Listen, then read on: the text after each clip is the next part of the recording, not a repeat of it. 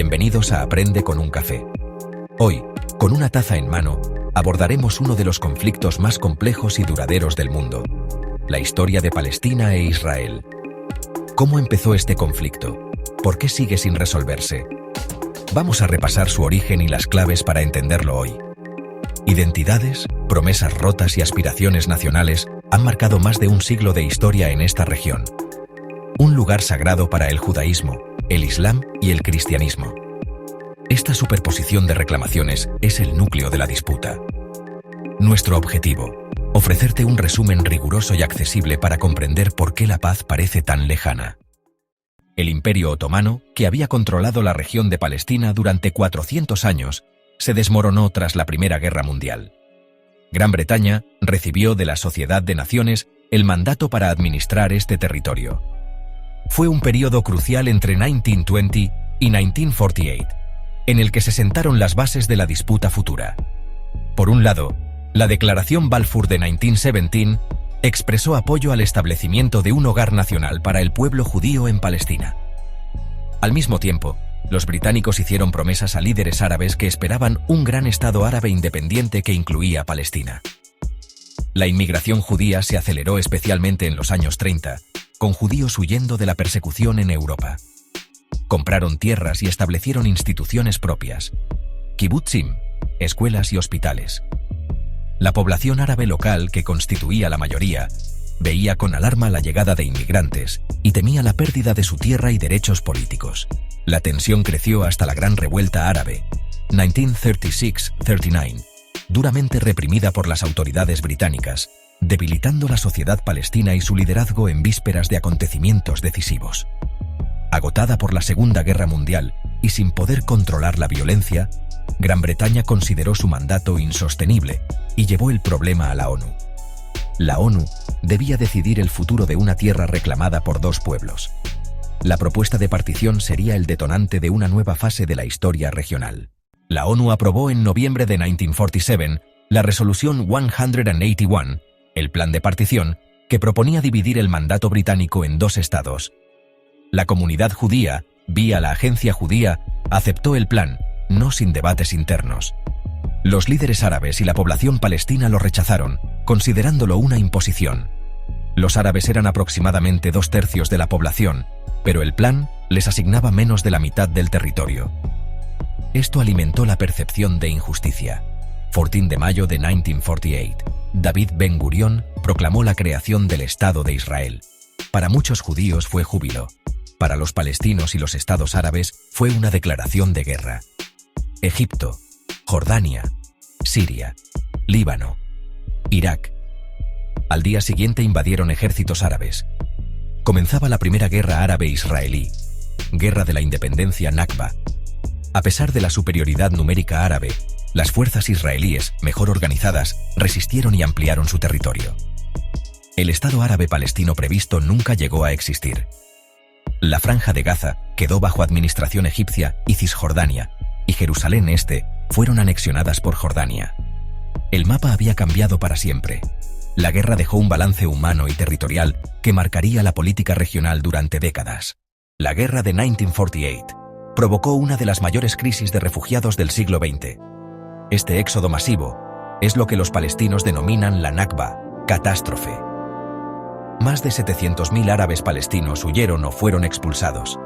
Aproximadamente la mitad de la población árabe de la Palestina del mandato. Cientos de aldeas fueron despobladas y, en muchos casos, destruidas para impedir el regreso de sus habitantes. Las causas del desplazamiento son objeto de intenso debate. La narrativa israelí ha sostenido que muchos se fueron voluntariamente. Otros historiadores documentan expulsiones sistemáticas y episodios como Deir Yassin. La Resolución 194 de la ONU reconoció el derecho al retorno, pero Israel se opuso por razones de seguridad y demográficas. Hoy los refugiados originales y sus descendientes suman varios millones. Muchos viven aún en campos gestionados por la ONU en Gaza, Líbano, Jordania y Siria. El derecho al retorno sigue siendo uno de los nudos más difíciles del conflicto. Para los palestinos, la Nakba es el trauma fundacional de la identidad nacional moderna. Para Israel, el retorno masivo significaría una línea roja existencial. Esta brecha ha envenenado cualquier intento de paz duradera desde entonces. Las décadas siguientes no trajeron paz. En 1956, durante la crisis de Suez, Israel, en alianza con Francia y el Reino Unido, invadió el Sinaí. Aunque se retiró bajo presión internacional, la capacidad militar israelí creció. Gamal Abdel Nasser y el panarabismo intensificaron la hostilidad con Israel y prepararon el terreno para 1967. En 1967, Israel lanzó un ataque aéreo preventivo que destruyó la mayor parte de las fuerzas aéreas de Egipto, Siria y Jordania. En menos de una semana Israel ocupó el Sinaí, Gaza, Cisjordania, Jerusalén Este y los Altos del Golán. El mapa regional volvió a cambiar drásticamente. En 1973, Egipto y Siria lanzaron una ofensiva sorpresa en Yom Kippur. Aunque inicialmente avanzaron, Israel contraatacó con apoyo logístico de Estados Unidos. La guerra tuvo un fuerte impacto psicológico y llevó a reconsideraciones políticas. Tras 1967, comenzó una política persistente: la construcción de asentamientos en territorios ocupados. Aunque mayoritariamente considerados ilegales por la comunidad internacional, han fragmentado el territorio palestino y complican la viabilidad de un Estado palestino contiguo. Desde 1967, la vida de millones de palestinos ha estado definida por la ocupación militar. Checkpoints, permisos y controles que condicionan lo cotidiano. Carreteras exclusivas para colonos, un muro de separación que entra en territorio palestino y restricciones que dificultan el acceso al trabajo, a la asistencia sanitaria y a la educación. Gaza presenta una situación aún más extrema. Aunque Israel retiró colonos y tropas en 2005, mantiene un estricto bloqueo por tierra, mar y aire desde que Hamás tomó el control en 2007. La economía está colapsada. Desempleo masivo, cortes de electricidad, escasez de agua y medicinas. Organizaciones de derechos humanos hablan de una situación que equivale a castigo colectivo. Jerusalén Este, anexionada por Israel en un acto no reconocido internacionalmente, es un microcosmos de tensiones, residentes palestinos con estatus de residentes permanentes, demolición de viviendas por permisos denegados y expansión de asentamientos. La lucha por el control de los lugares sagrados, la explanada, monte del templo, provoca fricciones que pueden escalar a violencia generalizada. Bajo este régimen, palestinos están sujetos a la ley militar mientras colonos rigen bajo la ley civil israelí. La diferencia en trato, las detenciones administrativas y la violencia de colonos contribuyen a una sensación de injusticia y falta de esperanza. Tras la primera intifada, 1987-1993, y negociaciones secretas en Noruega, en 1993 se firmaron los acuerdos de Oslo, un momento de optimismo internacional. Rabin y Arafat firmaron en la Casa Blanca. Se creó la Autoridad Nacional Palestina para un autogobierno interino con un plazo de 5 años para negociar un acuerdo de estatus final. El proceso se topó con oposición feroz, atentados suicidas por parte de grupos islamistas como Hamás y la resistencia de colonos y ultranacionalistas israelíes a cualquier cesión territorial. El asesinato de Isaac Rabin en 1995 fue un golpe devastador.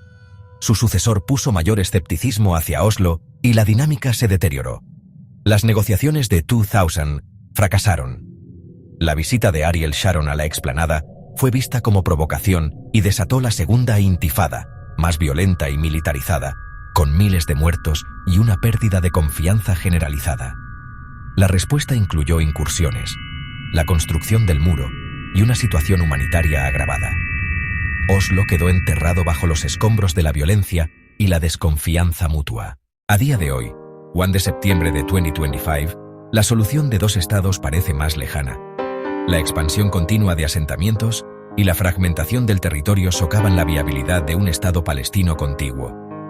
El liderazgo palestino está dividido entre la ANP y Hamás, mientras que Israel cuenta con respaldo internacional, lo que crea una negociación asimétrica y desigual. Más allá de la geopolítica, el coste humano es devastador: vidas perdidas, familias destrozadas, trauma generacional, destrucción de infraestructuras y dependencia de la ayuda internacional. El desempleo y la desesperación alimentan la radicalización. Para muchos jóvenes palestinos la paz es una quimera. Para jóvenes israelíes, la seguridad es prioridad absoluta.